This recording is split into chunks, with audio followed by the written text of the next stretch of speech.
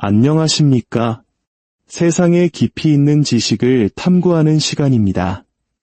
우리는 흔히 독일을 라인강의 기적이라 부르며 전후 폐허에서 일어나 유럽의 경제대국으로 우뚝 선 나라로 기억합니다.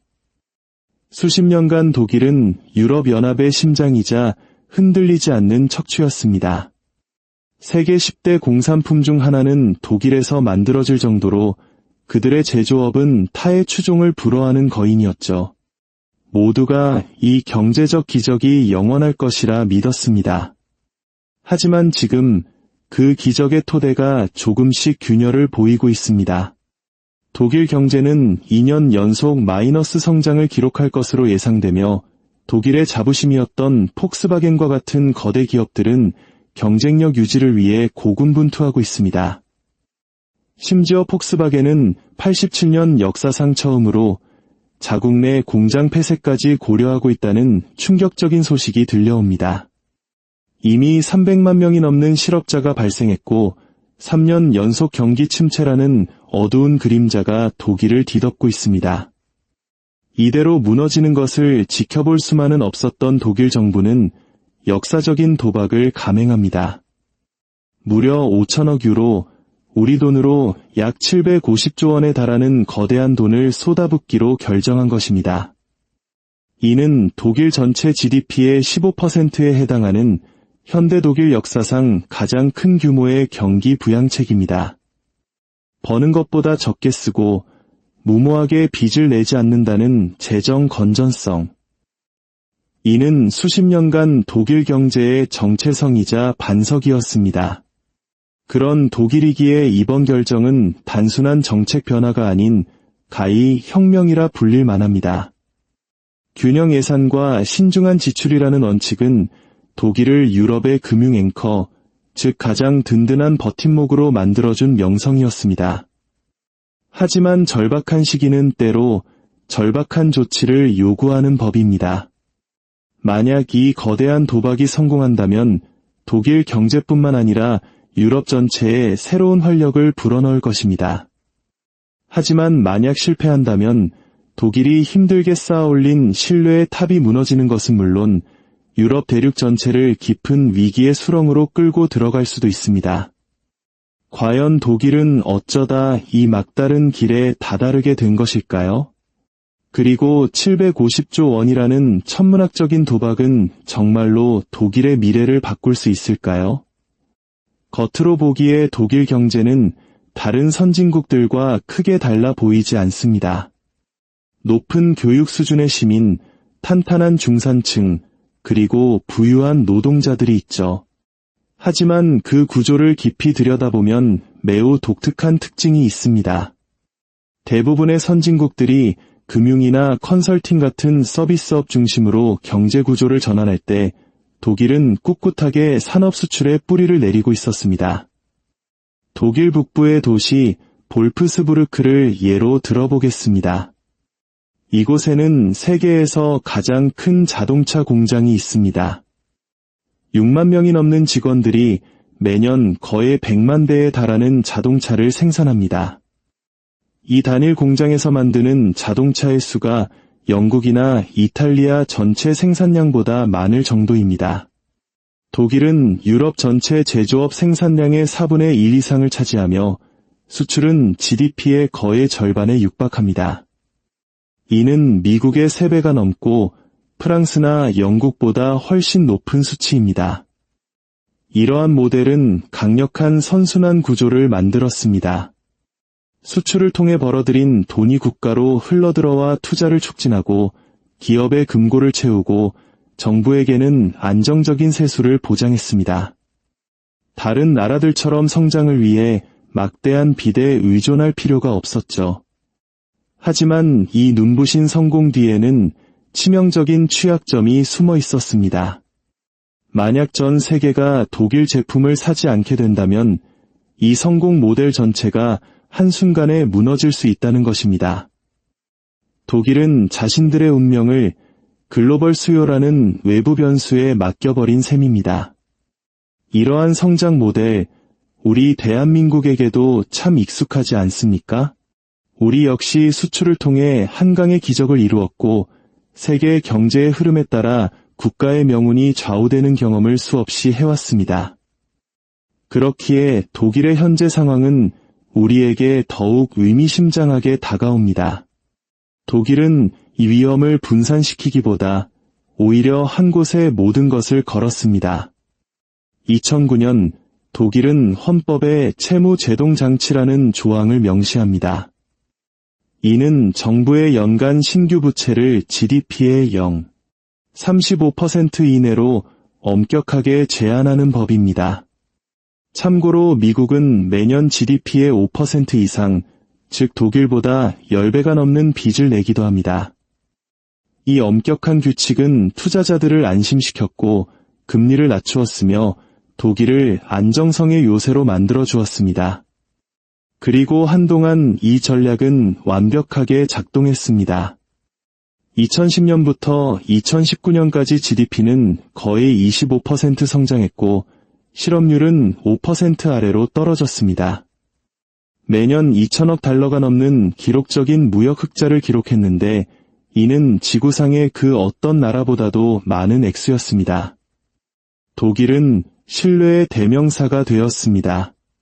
시간을 정확히 지키는 기차, 세계 최고 수준의 엔지니어링 기술, 모든 것이 절대 실패하지 않을 경제라는 신화를 뒷받침했습니다.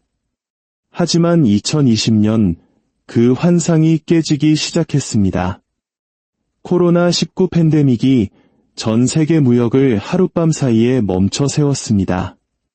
대부분의 국가에게 고통스러운 시간이었지만 수출에 절대적으로 의존하던 독일에게는 재앙과도 같았습니다. 수출이 10%나 급감하며 1천억 달러 이상의 수익이 증발했고 자동차 생산은 4분의 1 가까이 줄었습니다. 독일 자동차의 해외 판매량은 글로벌 금융위기 이후 최저 수준으로 곤두박질 쳤습니다. 그해 말 독일 GDP는 거의 5%나 위축되었는데 이는 2차 세계대전 이후 최악의 붕괴였습니다. 간신히 회복이 시작되려던 찰나 두 번째 충격이 덮쳤습니다. 바로 러시아의 우크라이나 침공이었습니다. 하룻밤 사이에 러시아로 향하던 200억 달러 규모의 수출길이 막혔습니다. 사실 이것 자체만으로는 치명적이지 않았습니다. 러시아는 독일 전체 수출의 2%에 불과했으니까요. 하지만 독일의 진짜 아킬레스건은 수출이 아닌 에너지였습니다. 전쟁 이전 독일이 사용하는 천연가스의 55% 이상이 러시아로부터 왔습니다. 이 값싼 가스는 독일 경제의 핵심인 제철소, 화학공장, 그리고 수많은 공장들을 움직이는 동력이었습니다. 그러나 침공 후 불과 몇 주 만에 가스 수입은 90%나 급감했습니다. 에너지 가격은 폭발적으로 치솟았고 전기요금은 단 몇 달 만에 35%나 급등했습니다. 공장들은 수요가 없어서가 아니라 기계를 돌릴 에너지를 감당할 수 없어서 문을 닫아야 했습니다. 결국 독일의 GDP는 2천억 달러 이상 쪼그라들었습니다. 이는 독일의 전체 보건 예산을 6번이나 충당할 수 있는 엄청난 금액입니다. 국가는 선진국으로서는 거의 전례 없는 2년 연속 경기 침체에 빠졌습니다. 보통 이런 위기에 처한 국가들은 막대한 돈을 풀어 충격을 완화합니다. 미국은 팬데믹 기간 동안 5조 달러 이상을 시장에 쏟아부었습니다. 하지만 독일은 헌법에 명시된 채무제동 장치 때문에 손발이 묶여 있었습니다. 실업자가 300만 명을 넘어섰지만 정부는 법적으로 대응에 필요한 충분한 빚을 낼 수조차 없었습니다. 여기에 외부 압박까지 더해졌습니다. 미국은 독일산 수출품에 15%의 관세를 부과하겠다고 위협했고 전 트럼프 대통령은 국방비 지출을 GDP의 5%까지 올리라고 요구하며 그렇지 않으면 나토의 보호를 장담할 수 없다고 경고했습니다. 사면 초가에 몰린 독일 정부는 마침내 누구도 예상치 못했던 결단을 내립니다. 신성불가침의 영역으로 여겨졌던 채무제동장치를 일시 중단하고 5천억 유로 규모의 지출 계획을 발표한 것입니다. 이 돈은 낡은 사회 기반 시설을 현대화하고 기후 및 변혁 기금을 통해 대대적인 친환경 에너지 전환을 추진하며 어려움에 처한 산업을 직접 지원하는 데 사용될 것입니다. 수십 년간 균형 예산을 숭배해온 국가에게 이것은 단순한 정책이 아니라 생존을 건 도박이었습니다. 모델 분석에 따르면 이 계획은 2년 안에 독일을 플러스 성장으로 되돌리고 100만 개 이상의 일자리를 창출하며 세수를 안정시킬 수 있다고 합니다. 이론상으로는 완벽한 계획처럼 보입니다. 하지만 그 위험 부담은 독일뿐만 아니라 유럽 전체에 걸쳐 있습니다. 유럽연합은 독일을 금융 방파제로 의지하고 있습니다. 이탈리아, 스페인, 그리스 같은 국가들이 위기에 직면했을 때 투자자들이 그들에게 돈을 빌려주는 이유는 유사시 독일이 도와줄 것이라는 믿음 때문입니다. 하지만 그 믿음은 독일 자신이 안정적일 때만 유효합니다.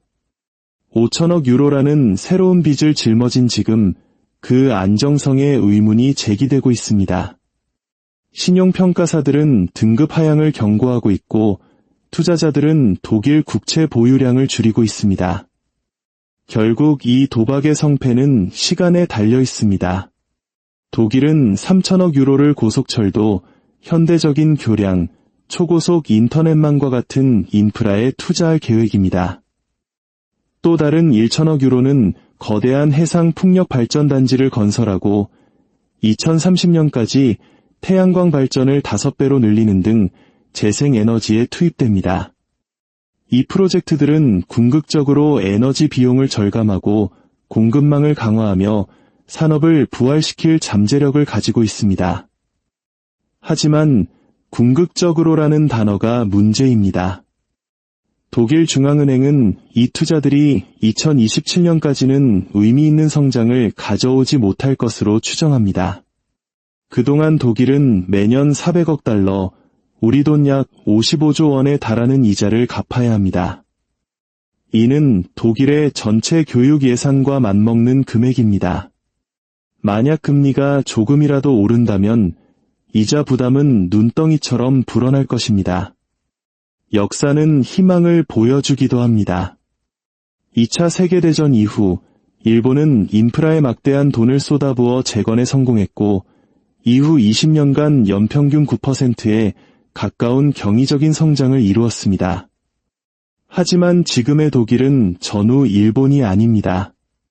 성장은 점진적일 것이고 지연, 예산 초과, 정치적 갈등의 위험이 곳곳에 도사리고 있습니다. 질문은 명확합니다. 이 750조 원의 도박은 독일 경제를 구해낼 영웅이 될 것인가? 아니면 그들이 오랫동안 지탱해온 유럽이라는 거대한 배를 침몰시키는 원인이 될 것인가? 수십 년간 독일의 성공 모델은 단순했습니다. 빚을 적게 지고 수출로 번영을 이룬다. 이 모델은 세계에서 가장 부유한 국가 중 하나를 만들었지만 통제 불가능한 외부 충격에 위험할 정도로 노출되게 만들었습니다. 이제 독일은 재정 규율의 수호자에서 대규모 국가주도 투자의 설계자로 역할을 바꿨습니다. 오늘의 막대한 지출이 내일의 재건을 이룰 수 있다는데 모든 것을 건 것입니다. 그 결과는 독일의 미래뿐만 아니라 정부 주도의 성장이 현대 세계에서 여전히 유효한지를 결정하는 시금석이 될 것입니다. 앞으로 10년간 베를린에서 일어날 일들은 단순히 유럽의 지형을 바꾸는 것을 넘어 전 세계 선진국의 경제 정책 방향에 큰 영향을 미칠 것입니다.